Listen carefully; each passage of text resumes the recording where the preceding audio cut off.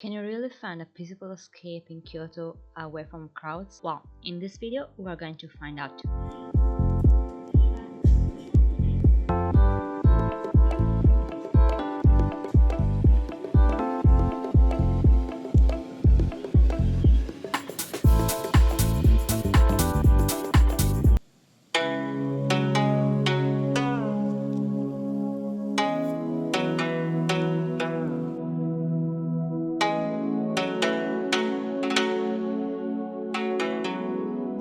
Morning! Today I'm visiting the Kurama mountain and the Kyoto Shrine, which is located in the north part of Kyoto.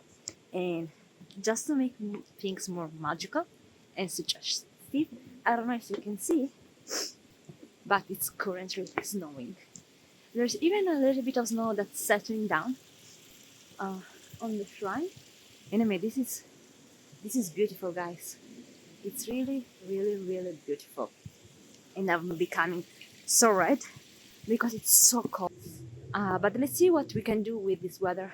So there is the shrine with these little, I will say, lanterns that you see right here, that they go along pretty much the old path, and they are surrounded by the forest, by trees, and little waterfalls and river, and it's really, really, really beautiful. It's around 1 hour or so, kind of, from central Tokyo. You need to take a couple of buses, and then you get directed to here, to the Kifune Shrine.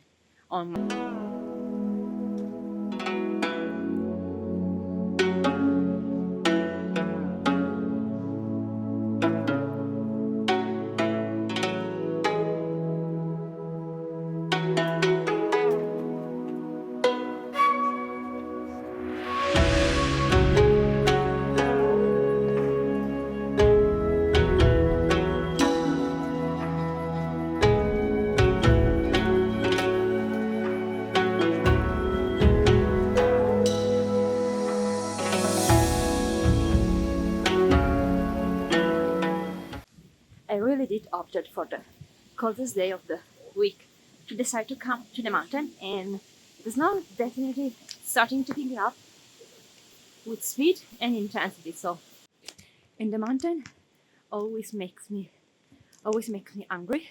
Oh, the sun just came out, really nice. So, looking for some place to eat. And luckily, Mount Kurama is not in shortage of small restaurants and shops where you can just relax and eat. So that's going to be the plan before continuing to the temple. That's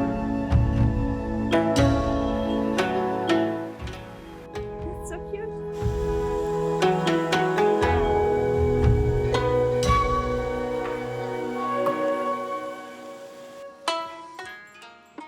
Attenta che è bagnato, eh.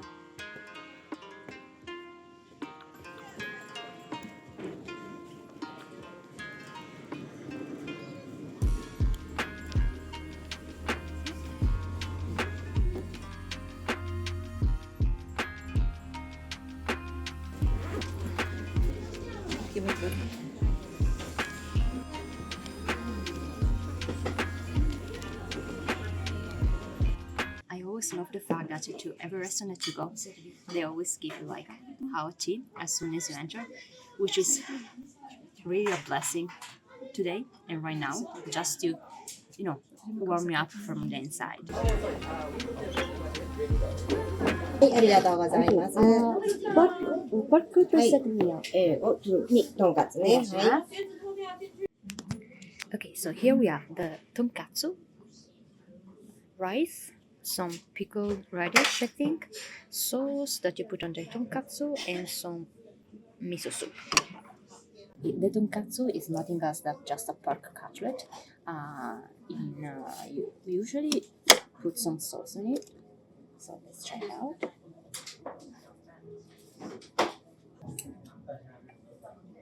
So umami.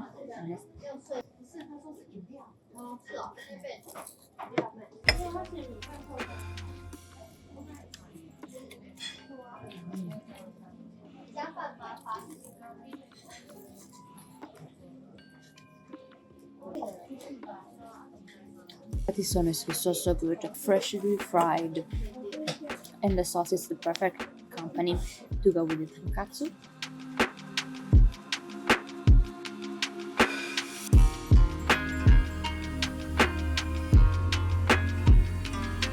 That was honestly such a good meal. I really needed it, and now I feel definitely replenished, definitely with much more energy to continue.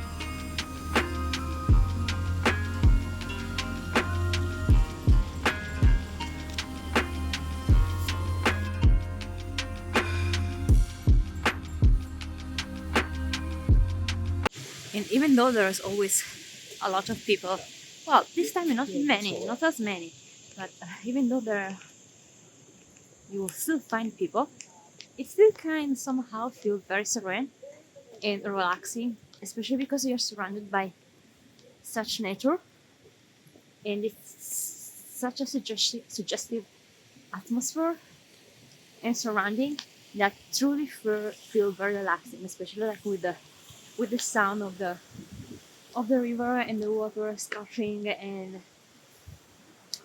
valley.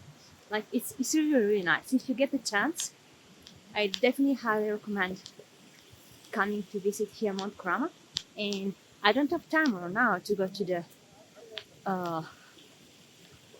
the summit of Mount Kurama because it will take around 90 minutes and I really need to get back. But I'm sure the view from there, it will be really worth it if you take the time and the chance to actually get to the summit of Mount Kurama. But I wanted to share some sort of a fun fact.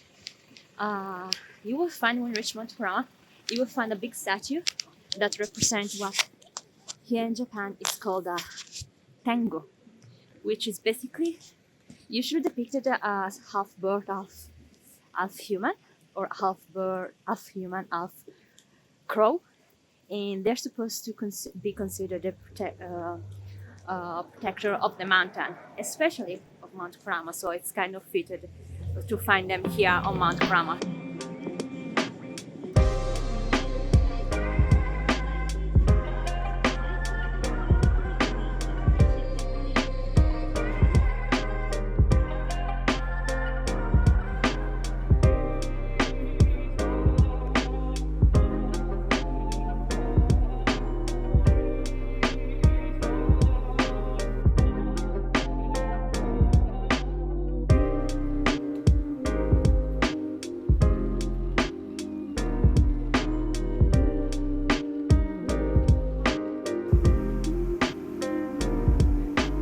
If I'm not mistaken, this is Gion Street, which is like it's full of these small shops and houses that remind me a lot of like the Edo period.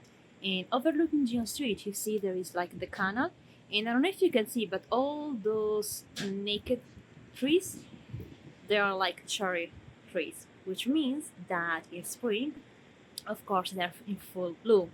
So even though now May seems a little bit sad, in spring it's all in full bloom, and the entire canal is surrounded by pink petals, which I'm assuming it's gonna be magical. Unfortunately, now it's winter, so there's no such a thing.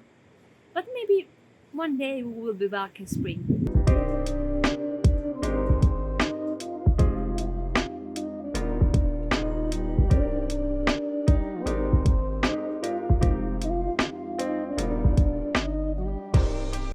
And honestly, I wasn't really planning to come here.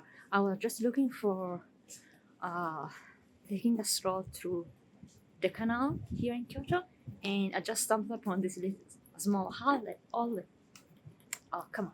And I just stumbled upon this alley, and I say, okay, let's give it a look. Didn't know exactly that this was the Gion district, which, like I was saying before, it's pretty famous for this narrow alley where you have left and right this small establishment and even some private houses I think there are here, which, like I said, remind you so much of ancient Japan. So yeah, it's really suggestive. And honestly, at the very beginning, even though we are in Japan, it kind of reminded me a little bit of like Diagon Alley in Harry Potter.